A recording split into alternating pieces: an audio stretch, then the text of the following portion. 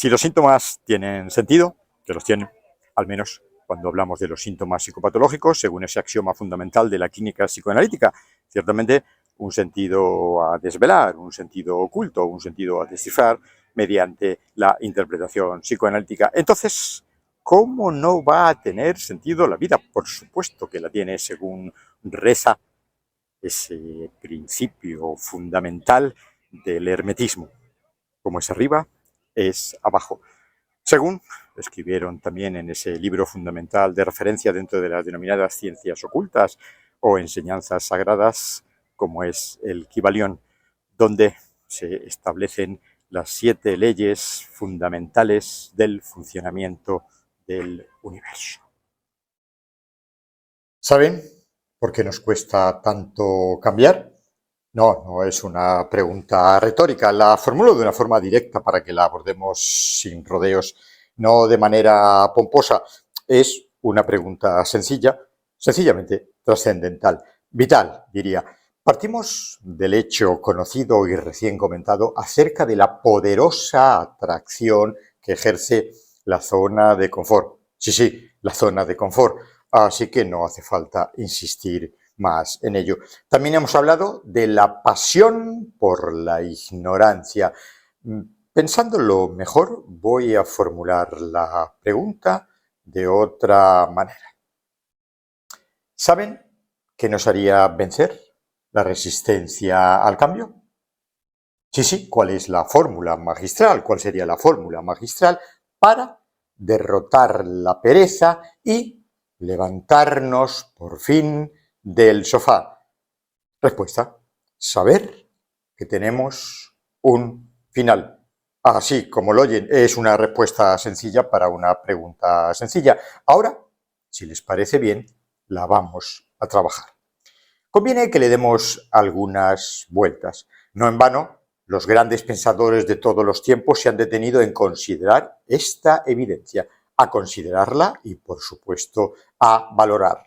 Lo cual significa que no hemos de hacer el tonto y decir, sí, ya lo sé, o de manera grosera, no te jode, mira por dónde nos sale este ahora. Conocer y saber no son lo mismo. Saber implica una conexión cognitiva y emocional. Se establece un puente entre ambas. No es algo teórico el saber carente de práctica. La información, para procesarse conveniente o adecuadamente, debe ir acompañada de lo experiencial. La vivencia debe impregnar el pensamiento y viceversa. Por eso que resulta inaudito que para la formación de médicos psiquiatras y, por supuesto, de psicólogos, no haya un recorrido obligatorio de trabajo personal. Algo que sucede todavía, lamentablemente, en las facultades de no pocos países. Es decir, que en esos lugares solo cursan materias académicas sin tener, entiéndanme por favor, que hacérselo mirar. Hacérselo mirar, es decir, pasar por un proceso de introspección propia como parte de la propia formación profesional, como es el caso, por ejemplo, de la formación de un psicoanalista, que por muy lumbrera que lo fuese, no tiene que soslayar el proceso de atravesar su propio proceso de análisis personal. Dicho de otra manera, él, para psicoanalizar, tiene primero que haber sido psicoanalizado. Entonces, volviendo donde lo dejamos. Sí, claro que conocemos que tenemos la fecha de caducidad, que en un momento dado nos marcharemos de este lugar. Lo hemos estudiado en primaria, lo hemos oído decir a los abuelos. La vida es breve, nene, pasa en un abrir y cerrar de ojos, casi sin darte cuenta. ¿Y qué? ¿Nos conmueve? ¿Nos sirve de algo semejante información? Cierto es que de vez en cuando, asistiendo a algún que otro funeral que se nos atraviesa en el camino, nos ponemos reflexivos y a algunos, solo algunas, les da que pensar. No somos nadie. La vida son 4 días. Hay que aprovechar el momento. y un sinfín de frases hechas. Por supuesto, hoy aquí, mañana en otro lugar, como nos canta Julio. Así que sigan evadiéndose, llenando de cosas intranscendentes su vida, echando en sus alforjas cuantas insignificancias le salgan al paso. Todo sea para escaparse de ese vacío insoportable que les produce vérselas cara a cara consigo mismo. La pandemia es un ejemplo claro, clarísimo, que por sí misma se encargó de demostrar científicamente que el enemigo más temido es usted mismo. Fue curioso comprobar cómo tantísimas personas que antes del confinamiento hubiesen dado lo que fuese para tener tiempo para ellos, para ellas mismas, cuando se lo encontraron, porque no les quedó otras, ya que nos mantuvieron encerrados, cuando se lo encontraron, digo, de frente, bueno, saben que para muchos fue dramático, cuando no catastrófico, ansiedad, depresión y cosas aún peores. Ese vacío nos horroriza, es un vacío existencial, es lo que sucede cuando a la existencia se le ha sustraído su sentido vital. Es uno de los males de nuestra época, creer que la existencia no tiene sentido. Y efectivamente, no la tiene para los millones y millones de personas que no encuentran sentido a existir, porque no saben para qué están aquí. Y ciertamente, convengamos, que pensar que estamos vivos para pasar buena parte de nuestras vidas en trabajos que no nos gustan, en relaciones que no terminan de convencernos, por decirlo de una manera light, en ahorrar, vivir, porque si no el sueldo no nos alcanza para pagar la hipoteca o peor aún, el alquiler de ese cuchitril de mierda. No es un panorama muy halagüeño, la verdad. Si la razón de estar aquí es ingeniárnoslas para sobrevivir a cualquier precio, al precio de mal vivir, sobre todo al precio de economizar vivir, pues eso, vaya porquería de vida, vaya putada estar vivos, ¿se entiende? ¿Me siguen? Espero que sí. Volviendo al funeral. ¿Cuánto dura esa trascendentalidad? Contesten, por favor. Respóndanse a ustedes mismos. Aficiónense a la sana costumbre de conversar con ustedes mismos. Díganse, ¿cuánto dura esa trascendentalidad? Normalmente, al día siguiente, el muerto al hoyo y el vivo al bollo. ¿No es cierto? ¿Saben? Algo especialmente desgarrador es cuando acompañamos a alguien en su lecho de muerte y oyes que te dice, si volviera a empezar. No hace falta que sea el abuelo, la abuelita u otro ser querido.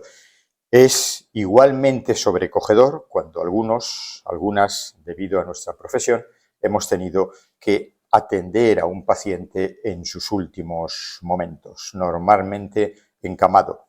Cuando se nos acerca lo máximo que puede y cogiéndonos de su mano con la fuerza que aún le queda, te confiesa que ha desperdiciado su vida. Es una confidencia terrible. Les aseguro que ese testimonio en primera persona es, como decirlo, de lo más impactante y estremecedor. ¿Cómo aplacar semejante sufrimiento en esos últimos suspiros de su existencia? Es otra cuestión que nos llevaría por otros derroteros, pero sí, afortunadamente hay maneras de sosegar esas almas atormentadas en los últimos suspiros de sus vidas. La cuestión es que en ese, si volviera a empezar, hay un aprendizaje tardío, obviamente, porque el tiempo no le da para más, pero un aprendizaje. ¿Qué aprendieron al final? Bueno, finalmente se dieron cuenta de que los problemas de los que se lamentaban, las trabas que pensaban que la vida les ponía, ¿cómo plantearlo? pues que no eran para tanto, la verdad, no eran para tanto. Qué duro el momento donde consiguen diferenciar lo fundamental de lo accesorio, lo fundamental de lo circunstancial, lo fundamental de lo prescindible, lo fundamental de lo secundario. Qué fuerte que sea en esos últimos momentos, cuando ya el telón está bajando y anunciando el final de la obra. En esos momentos finales, frente a la mirada implacable, penetrante de esos ojos de betún con que la muerte a veces acecha a las personas que no han tenido el valor de vivir una vida auténtica, una vida priorizada por la ética del deseo, ahí, a buenas horas, aparece la clarividencia, aparece la discriminación. ¿Se entiende? ¿Hablo claro? Estas personas cometieron un error mortal. Bloquearon su deseo, se dejaron llevar por los convencionalismos, normalizaron la traición, la infidelidad, ponerle los cuernos a su propósito en la vida, haciendo lo que hace casi todo el mundo: deambular por la falsedad del común de los autómatas mortales, creyendo que eso erróneamente es la vida. ¿Por qué? Bueno, por eso mismo, porque es lo que hace casi todo el mundo como norma, como lo normal. Somos enfermos terminales. No hace falta que nos diagnostiquen ninguna enfermedad mortal para evitar el desenlace final, vale decir, morir. Tomar conciencia de nuestra finitud es un grado de salud. Evitaría el vagabundeo, hoy aquí, mañana en otro lugar, evadiéndome, huyendo de mí, moviéndome para permanecer en el mismo sitio sin cambiar, persiguiendo los mismos fantasmas, siempre escapando de esa conversación pendiente.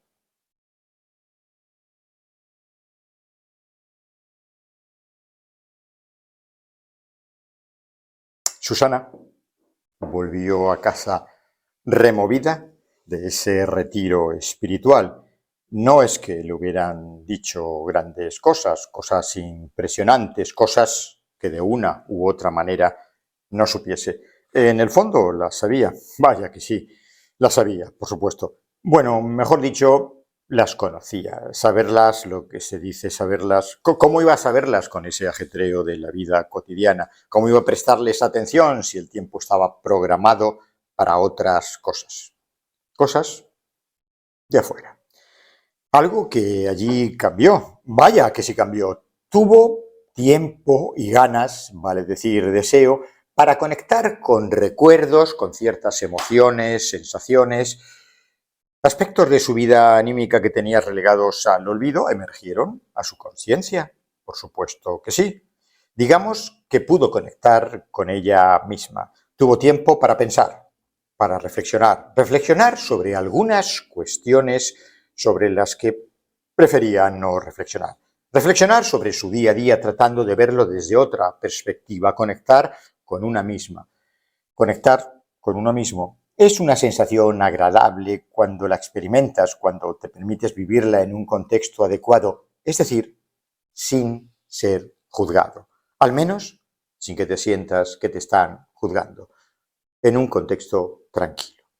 Sobre todo eso, no sentirte juzgado, no sentirte juzgada. Que nada ni nadie alimente esas voces interiores. Están ahí, sí, pero pasarán. Van y vienen.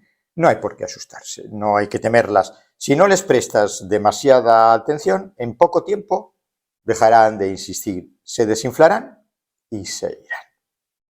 Estate convencido, estate segura de que será así. Ese es un momento fundamental, hay que aprovecharlo. Susana lo aprovechó. Pensó y lo más importante de todo, pensó por ella misma. Algunas interrogantes acudieron a su mente. ¿Y ahora qué? He hecho de hija, de madre, de esposa. ¿Vivir es eso? ¿Solamente eso? ¿Para eso estamos aquí? ¿Para ver cómo los hijos crecen? ¿Para evitar que mamá se encuentre sola y en agradecimiento a lo mucho que ha hecho por mí, dedique mi vida, hipoteque mi vida a acompañarla? ¿Acaso yo no he hecho lo mismo por mis hijos? Y sin embargo, no les pido ese precio a cambio. Por supuesto que lo he hecho, espero no ser una carga para ellos. No me parece que ser una buena madre sea hacer sentir a tus hijos que los necesitas, pero tampoco que te necesitan. Es probable que al inicio tu mente comience a formular preguntas, preguntas y preguntas, pero, esas preguntas son preguntas que necesitan liberarse. Son preguntas, habitualmente en forma de frases cortas, que necesitan expresión. Expresión fundamentalmente verbal. No es tan importante encontrar respuestas como dejar que se expresen. Expresarlas, expresarte y de este modo poder escucharte. Escucharte es liberador. Es la antesala del cambio. Por supuesto que encontrarás respuestas, pero no has de precipitarte. Tiempo al tiempo. Es un proceso. Tienes que aprender a escucharte. El mundo no tiene especial interés, más vale que lo vayas entendiendo. El mundo no tiene ningún interés en escucharte. Más bien, quiere que tú, que tú escuches y obedezcas. El sistema no comulga con que los sujetos se interroguen. Así que ese trabajo corre por tu cuenta.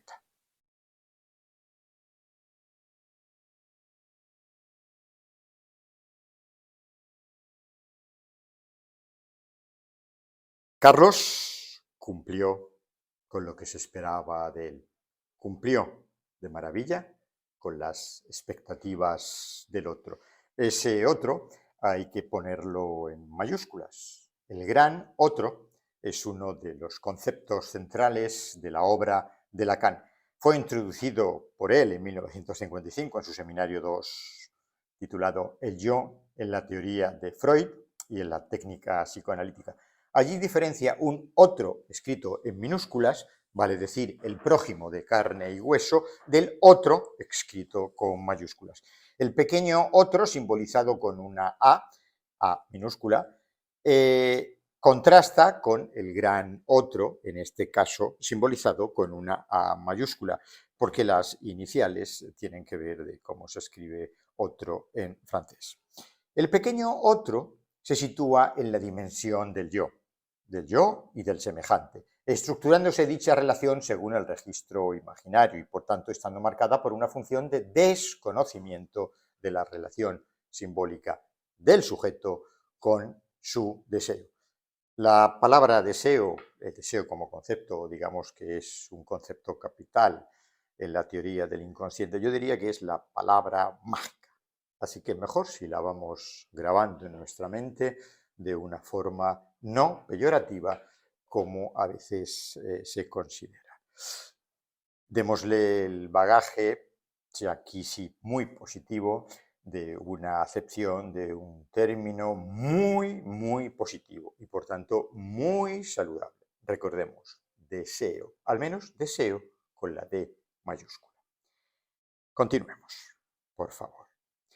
El otro, con mayúscula, es un tecnicismo que emplea para referirse al conjunto de sujetos que constituyen la cultura y la sociedad. Se corresponde con el registro simbólico y Lacan le llama a este registro simbólico tesoro de los significantes.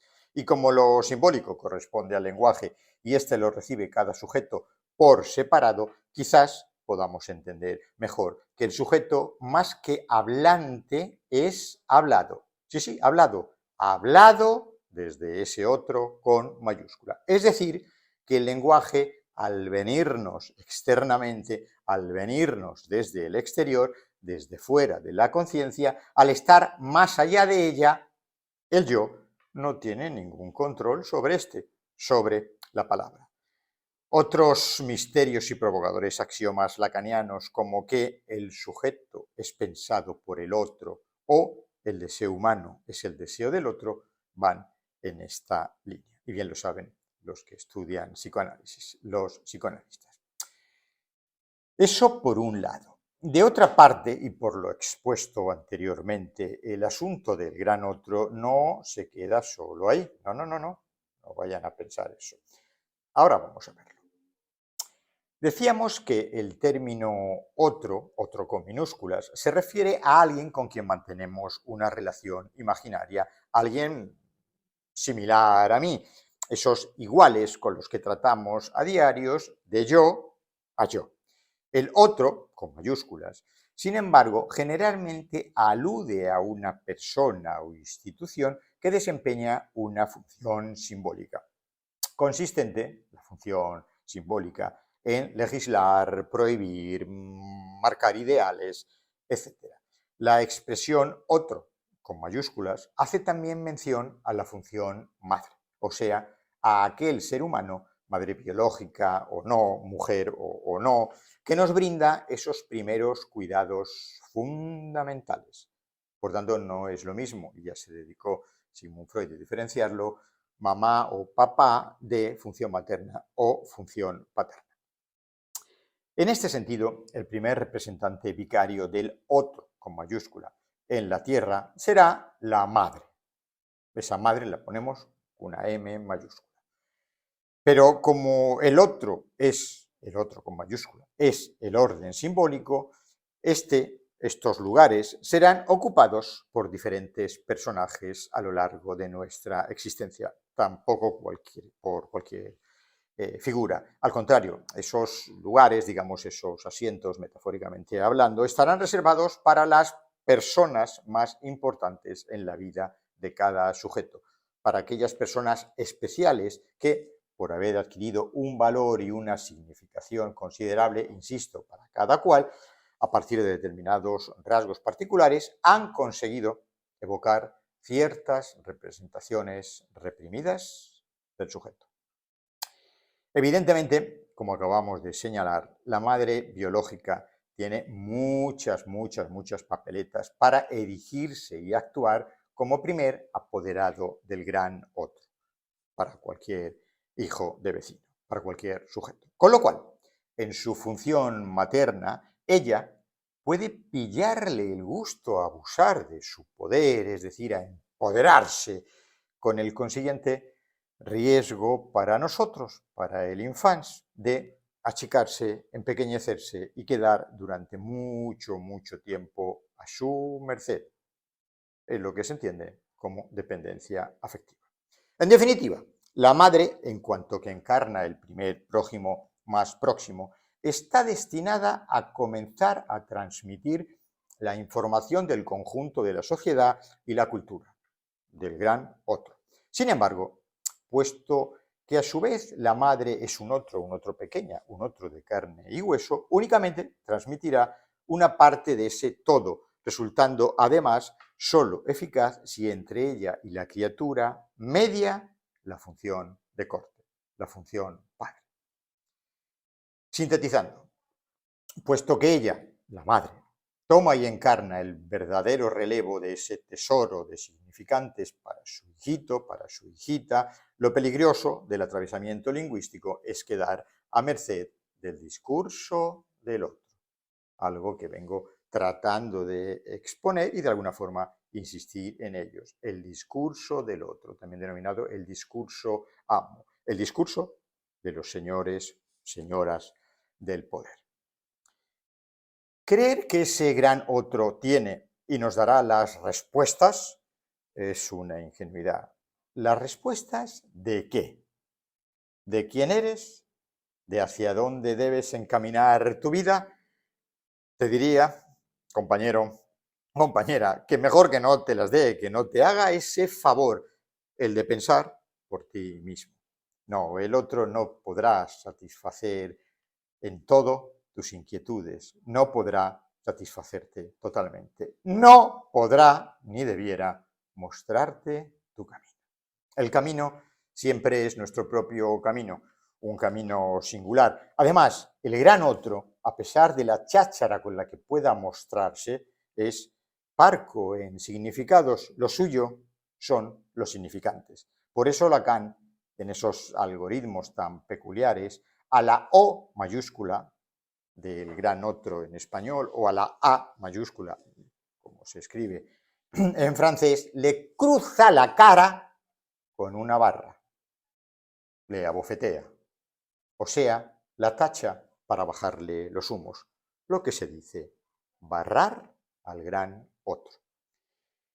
Entonces, como sabemos ya que el yo de cada cual se constituye a partir del otro, del gran otro, en la fase del espejo, resulta extraño que el deseo del sujeto sea primeramente un deseo ocupado, proveniente de la mano del que mece la cuna, y por la misma regla de dos. No es lógico pensar que el sujeto dirija su deseo a ese gran otro, encomendando su alma a cualquier diablillo, si se diera el caso, con tal de no quedar en falta de amor. Otra vez. Lacan condensa estos conocimientos en su célebre aforismo: el deseo es el deseo del otro. O en la frase: el sujeto es pensado por el otro, por el gran otro. Resulta tal vez ahora más comprensible y convincente la necesaria modificación del cogito cartesiano. Ya lo conocen, cogito ergo sum, pienso luego existo. ¿Cómo puede uno pensar por sí mismo si inicialmente lo hace heredando la tradición del gran otro? ¿Se entiende? A propósito, acercándonos a la importante pregunta ¿qué es el deseo?, podemos contestar en este momento que es el lugar del gran otro en el que falta una significación. Bendito sea el Señor por esa falta de respuesta, esa pieza que no encaja y no deberá encajar en el puzzle de la totalidad, en esa fusión, en esa célula narcisista, asfixiante y mortal. De no ser así, de verdad que uno ya no sabría a qué santo, a qué santa rezarle. ¿Se va viendo más claro el asunto? Es decir, que el gran otro no tenga la respuesta le da a uno la vida, cosa que el neurótico suele verlo de manera muy diferente, vale, es decir, le amarga la vida, permitiéndole que él, que ella, se busque por sí mismo la vida, que sea él, que sea ella quien intente por medio de su deseo, no a través del deseo del otro, buscarse literalmente la vida. Una búsqueda, insisto, siempre singular para cada sujeto. Acotando, el axioma, abro comillas, el conocido axioma lacaniano, el inconsciente es el discurso del otro, ese otro con mayúsculas, permite entender la extrañeza y el grado de ajenidad que el propio inconsciente le produce al sujeto. Si de una parte sabe y conoce ciertas cosas de sí, digamos sus certidumbres yoicas, su carta de presentación para darse socialmente a conocer, por otro lado, resulta como si el sujeto fuese también un gran otro para sí mismo, es decir, un desconocido para sí. Es decir, que ahí se constata que hay un saber, ese saber no sabido por el propio sujeto, que lo que hace es sacar a la luz la independencia del saber, en la medida en que el saber no es propiedad particular de nadie. Y por consiguiente, tampoco una puede apropiarse del mismo. De manera que sin esforzarse por saber sobre ese saber no sabido, poco podrá el sujeto llegar a saber. Vuelvo a insistir, es un error pensar que por recibir los significantes del gran otro, la madre, con mayúsculas para hacerlo sencillo, me va a solucionar la vida. Sustituíamos madre por esposa, por esposo, por mujer, por marido, por abuelo, por abuela, por hijo, por gurús. Naranjas de la China. Cada uno tiene que buscarse su lugar en la vida. Por favor, como dicen, métanselo en sus cabezas, por su propio bien. Y no estoy actuando de una manera paternalista, es decir, sobreprotectora.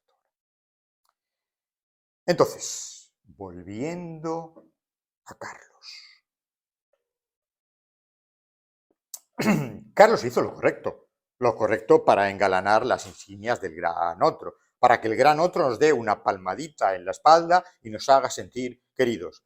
Bien, Carlos, machote, campeón. Qué fantástico sentir que hemos hecho lo políticamente correcto, ¿verdad? Vamos, que somos un buen tipo, un buen marido, un buen ciudadano, un buen yerno. Sí, sí, también un buen yerno. Dios bendito. Este Carlos vale un montón. ¿Saben? Sacó a la suegra a pasear como quien lo hace con su mascota, solo que aquí la mascota era él, sin saberlo, obviamente. Evidentemente no hay peor ciego que el que no quiere ver. Por supuesto que echó de menos a su señora esposa. Como no iba a echarla de menos si ella para él se había convertido en su madre, no en la madre de su mujer, o sea, en su suegra, sino en su madre, en su propia madre, en la madre de Carlos. De manera que la mujer, en cierto modo, la mujer, Susana, en cierto modo, de cierta manera, era y no era su mujer, puesto que él veía en ella a su madre de él, de Carlos. ¿Se entiende? Sí, al principio puede resultar un poco lioso este asunto del Edipo, del complejo de Edipo. Ya saben, de cómo las relaciones afectivas que el niño o la niña mantiene con sus figuras parentales siempre, subrayemos, de manera inconsciente, resultan fundamentales para la ordenación del deseo humano. De ahí su importancia, la importante función del estructural el psiquismo del ser humano. Considerando además que en función de las vicisitudes de su resolución, de la disolución del complejo de Edipo, se establecerán los diferentes grados de salud o de enfermedad. Es lo que tiene no haberse analizado, sobre todo cuando una o uno es bastante neurótico o neurótica. Las suegras son capítulo aparte, me hago cargo de lo delicado del tema, así que este asunto lo dejamos para otra ocasión, o mejor, lo zanjamos. No hay que llamar a la puerta de los problemas. Carlos, el bueno de Carlos, procuró llenar bien la agenda para no sentir ningún vacío, para soslayar el necesario y conveniente encuentro consigo mismo. Ese deseable y deseante encuentro, pero no. Ahora que estoy solo, aprovecharé para invitar a mis hijos a comer, se dijo a sí mismo, embelesado del ideal de buen padre. ¿Me siguen en el drama? No se despisten, por favor, vamos acabando este vídeo. Su mujer se lo puso en bandeja de plata. Con el movimiento de Susana a irse a ese retiro espiritual, se lo dejó, futbolísticamente hablando, bien alineado para que entrara por toda la escuadra. Para que fuese a dar una vuelta por ahí solo y se despejase la cabeza una vuelta por donde quisiera, no sé, que hiciese algo donde se sintiese al menos mínimamente realizado, satisfecho consigo mismo. Mejor no me estiren de la lengua para que no les dé ideas. Pero no. El bueno de Carlos es un dependiente emocional, las cosas claras, y hará lo que sea necesario para no hacer nada. Para no hacer nada que apunte al encuentro con su subjetividad. ¡Qué tío! Ni un momento para él, un campeón este Carlos. A ver si es verdad que es un poco inútil. En fin, Carlos se esforzará en mantener esa autoimagen, en ser un buen chico, un buen súbdito, y hacer lo que sea para que la rueda del sistema siga y siga girando sin parar. En fin, veremos cómo acaba esta pareja.